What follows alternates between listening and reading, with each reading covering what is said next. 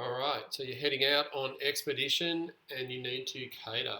So let's have a look at what sort of foods are appropriate to bring. So, a few basic principles. You're going to be in the outdoors, you have to carry it, so you want it to be as light as possible. You're going to be burning a little bit more energy than usual, so you want to bring a little bit more food than maybe you would normally eat. You have to carry your rubbish out with you. So a lot of food has a lot of excess packaging, so take a bit of time beforehand to get rid of that packaging, or think about what it's in when you buy it, and maybe you can change that or choose a better option. So as little rubbish as possible, definitely no tin or no glass. Obviously, it's going to be shoved in your pack, so it needs to be somewhat hardy, durable, and will survive a few days of not being in the fridge and being in your bag. Other thing is that when I'm been hiking all day or been out in the outdoors all day, I can be pretty tired at the end of the day. So something that's really quick and easy to cook is going to make life a lot easier for you. Um, I like to think of myself as a lazy cook, and wherever possible, I'll try and do a one pot meal, and that creates less dishes as well. So normally cooking groups will be in a group of 4. So you need to work together in that group, plan it together, come up with a menu plan, break it down into your shopping lists and actual ingredients that you need. Go shopping together. All right. Sometimes you'll have a plan and you get to the shops and you'll see something on the shelves and you're like, oh, that looks awesome. Maybe we should do that instead. So you all need to be there together so that you can make some changes and adjustments, or maybe you can't find what it is you're hoping to find. All right. If you've got time, practice cooking it at home. All right. Then that way, if it's a disaster, at home you can make yourself a toastie or something else. You don't have that luxury when you're out in the bush. So try and put in a bit of effort, and then you will reward it when you're out there. Remember, school policy is no nuts. We're allowed to have traces of nuts in the food, but just think a little bit carefully when you're buying your ingredients and things that doesn't have nuts in it. Now, in your food group, I would do your own snacks and scroggin, and I'd do your own breakfast. That's usually the easiest way to do that. Lunch is a great meal to do with your food group. Usually on day 1, you can just bring some sandwiches from home, but your other lunches, do with your food group. You can split carrying the weight and the ingredients, and the same with your dinners, all right? Share the load around.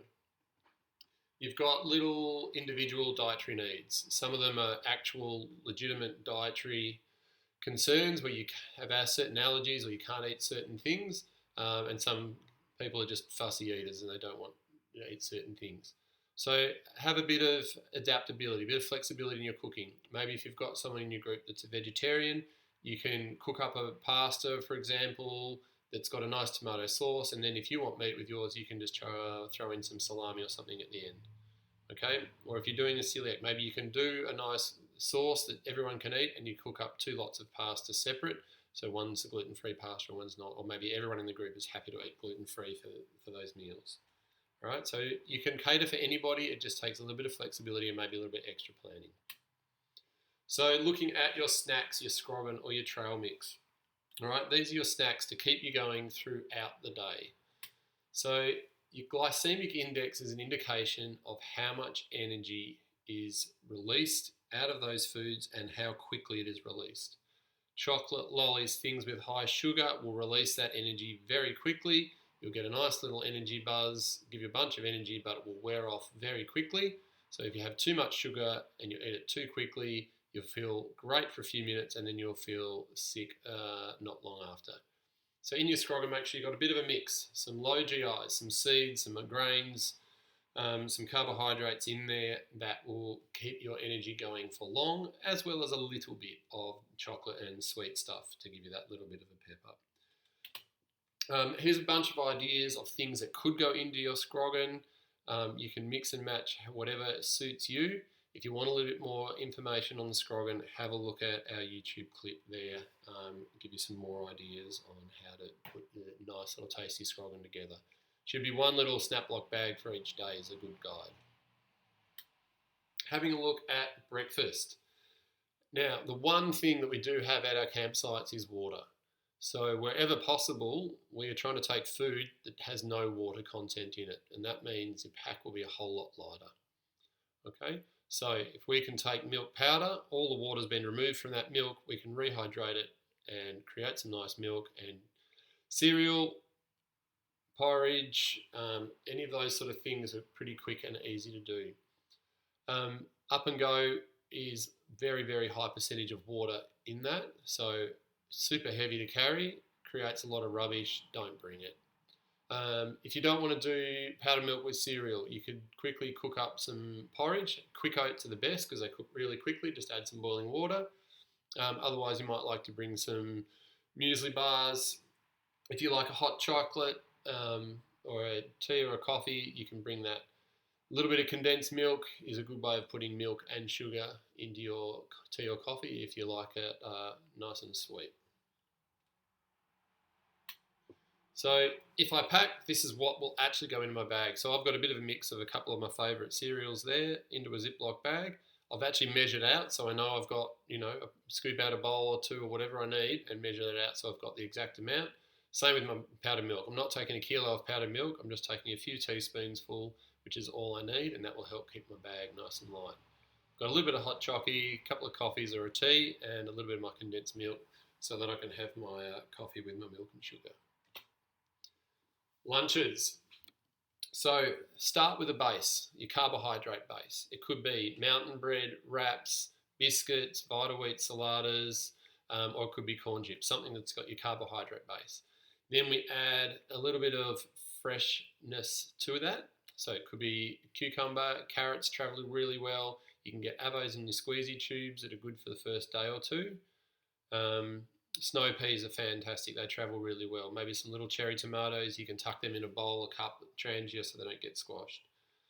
And then add in a little bit of extra flavour. There are some dips available on the market that do not require refrigeration.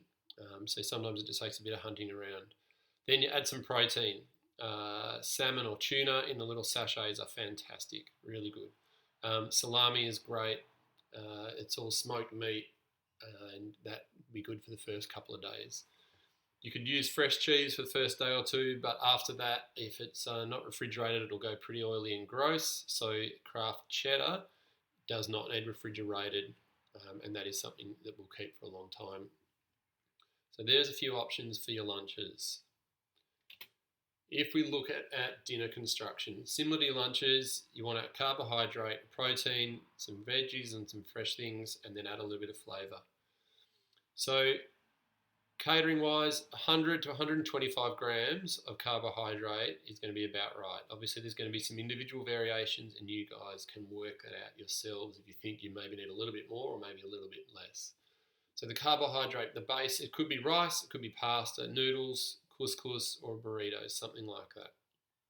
To that we add some meats, okay, some protein. It could be lentils, beans, you could get some smoked meat. On the first night, it is possible to take some frozen meat out of the freezer on that first morning, and by the time you get into camp, it's thawed out if it's been pre-cooked. Just be careful with your packaging that it doesn't leak and make a mess. All right, and you're looking about 50 grams a person for something like that. Your vegetables, again, think what's going to survive in your bag for a few days. You can get packs of dehydrated peas and corn, nice and small and light, really easy. Onions travel, they're fantastic. Carrots travel beautifully. Zucchinis are good.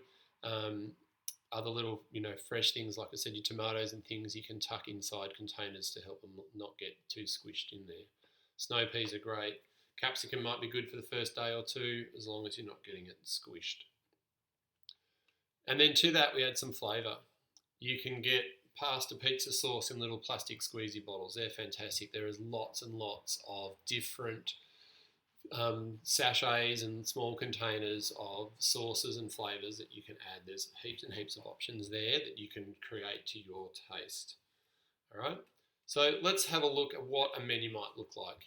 If I was heading out on, let's say, a 5-day trip, this is a nice little menu that I might run with. Some spaghetti one night, couscous another night, burritos one night, and then I might put in a freeze-dried meal as my fourth meal as another option. Freeze-dried meal is good for the last night, or if you as an emergency meal. So if I break that down a little bit further, So I'm going to do a stir fry one night with some noodles. So you can use any different types of noodles. Obviously, the ones that have not got the water content are going to be much lighter and easier to carry. Chicken you can get smoked and vacuum sealed, so that would be okay to use on that first night. Otherwise, you could put in some other type of protein. A few veggies chopped up, a little bit of a stir fry sauce. Very nice, tasty, quick and easy meal to do. Similar with the bacon, it's smoked meat that's been vacuum sealed. It'll be okay on the first night. Otherwise, I'd sub that out with some salami or a pepperoni or something else. You can get a pizza sauce or a little stir through sauce. It doesn't need refrigeration. A couple of veggies. Cook up the pasta. Nice little quick, easy, tasty meal. Rice can take quite a while to cook. Sometimes it's worth getting the pre-packaged rice. A lot of the time it'll say microwave rice. You can still sort of do that in the trangia. You just add a little bit of water and heat it up, and just seems to cook a bit quicker. Or you can get your packet rices, which have already got some flavours and maybe a few veggies in it, which is a nice little easy way to do it. So again, a couple of veggies added to that with maybe a little bit of protein in the form of some salami or something. Nice, tasty, quick meal. 2-minute noodles, your mee-goreng noodles, they are not a complete meal, but they can make the base to a good meal. All right, on their own, they're not very filling, not very nutritious. But if I add a couple of veggies to it, I've got a zucchini, carrot, onion. You can fry that up with a little bit of curry sauce. We can add a bit of coconut cream, beautiful creamy curry with some noodles with it. And then that makes a nice, healthy, nutritious meal. Again, nice and quick and easy. Couscous is awesome, really quick and easy. Add it to some boiling water, let it sit for a few minutes, and it's done. So it's very easy to do in one pot. Add some veggies to that, maybe some sweet chili tuna, if that's in sort of your thing. Pretty quick, easy meal to do, and again, very nice one you can do in one pot, which I love because then it's only one dishes as well. You can get packs of pasta sauce, carbonara, Alfredo, all sorts of things like that. That says family pack, but look carefully at the actual weight of it. Remember, we're wanting 100 to 125 grams per person. Most of those family packs are only about 200 grams. So they're not going to feed a family. They're only going to feed 1 or 2 people. So maybe you might need 2 of those family packs. Add some other veggies, add some other protein, and then it will make a nutritious, healthy meal that will also be quite tasty. Another option for those is just to get a little sachet of an Alfredo or a carbonara sauce. All right, add a couple of veggies to that, some pepperoni, and then you can just cook up some normal pasta. All right, and again, if we're doing 125 grams per person and you've got a cooking group of 4, then a 500 gram pack of pasta would work beautifully. Burritos are a nice little meal that could be done for a lunch or for a dinner. If you're doing it for a dinner, you can use a bit of a rice base and then add some beans or some protein to that, some fresh veg on the side, and then depending on what night you're doing it, you might be able to use fresh cheese or otherwise some cheddar cheese and do some wraps. All right, again, not too many dishes in this one either, which is always a good thing. A few other ideas and things to consider. I love having a cup of soup. Boil up some water, make yourself a soup, gives you something to sip and drink on while you're cooking the rest of your dinner. All right, you can get all sorts of different curry packs and flavour packs. So have an explore around the supermarket of what other ideas you've got. You can thicken up a soup or a bit of it if you need to make a bit of extra bulk. You can get instant mashed potato Deb stuff if you're still a bit hungry. Sometimes that can be a little extra thing that can do. For pasta sauce or pizza sauce, you can get it in little sachet packs, your pizza sauces, or you can get it in little plastic containers, which is handy. You can get pre-packaged meals. These are little microwave meals, those green curries and the butter chickens. Obviously, you're not going to have a microwave, but microwave meals you can often cook in a trangia. add a bit of water, or you drop the sachets into some boiling water and you can cook them up. Those meals tend to be very small portions though. So just be a little bit careful on what you're doing with them. But it can be a way where you can take out a little bit of protein or meat because they don't need refrigeration, and it could be a way to get some chicken out there for later in the program. Really good idea to have one of these type of dehydrated freeze-dried meals with you. Good as an emergency meal if something happens and you lose a meal for whatever reason, or if you find you're really hungry, you can keep it for the meal as your last night. All you got to do is add boiling water. They usually retail at about $15 a pack. It says it serves 2. If you're a really big eater like me, you could probably eat a double serve yourself. So maybe you might need to add a bit of extra stuff to it if you are going to share it with someone, if you're both big eaters. And there's lots and lots of different varieties around in flavours and things. At the end of the day, I'm too lazy to make any dessert. So a block of chocolate is what I roll with because it requires 0 effort and it's very tasty and it's good.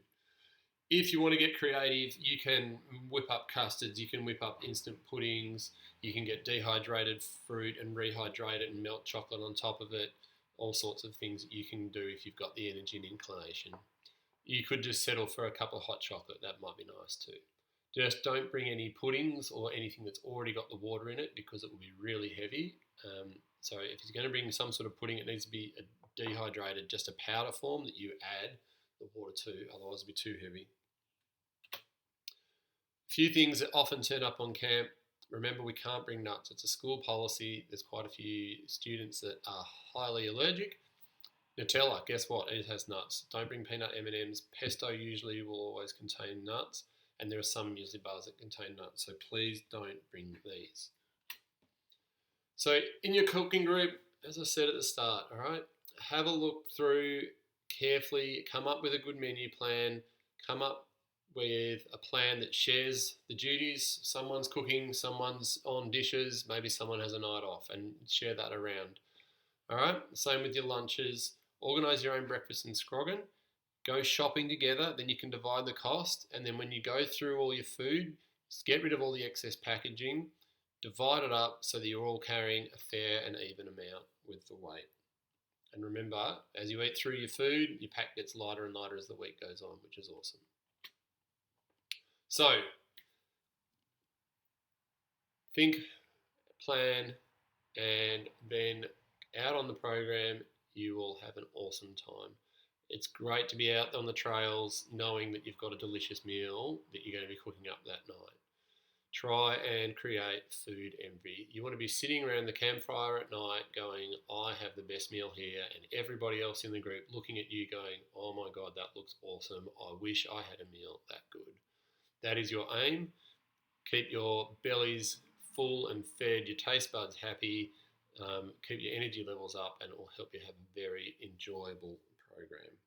So good luck, guys. If you've got any questions, give Ez or I a shout out. And look forward to seeing you out on camp. Have an awesome time.